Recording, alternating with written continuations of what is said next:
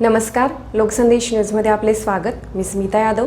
पाहूयात काही विशेष घडामोडी. पुण्यश्लोक राजमाता अहिल्यादेवी होळकर यांच्या अश्वारूढ पुतळ्याचा भव्य अनावरण सोहळा महाराष्ट्र राज्याचे लाडके मुख्यमंत्री आदरणीय नामदार श्री देवेंद्रजी फडणवीस यांच्या हस्ते सोमवार दिनांक 15 डिसेंबर 2025 रोजी आयोजित करण्यात आला आहे. याच पार्श्वभूमीवर आज आमदार सुधीरदादा गाडगीळ यांच्या जनसंपर्क कार्यालयात भाजपा कोर कमिटी प्रमुख पदाधिकारी यांची महत्त्वपूर्ण बैठक घेण्यात आली. सांगली महानगरपालिका क्षेत्रातील प्रभाग क्रमांक 1 मध्ये तब्बल 1.5 कोटी रुपये खर्चून उभारण्यात आलेल्या या अश्वारूढ पुतळ्याची उंची 21 फूट असून वजन सुमारे 4 टन आहे. राजमाता पुण्यश्लोक अहिल्यादेवी होळकर यांचा अश्वारूढ स्वरूपातील हा महाराष्ट्रातील एकमेव पुतळा असल्याने या स्मारकाला विशेष महत्त्व प्राप्त झालं आहे.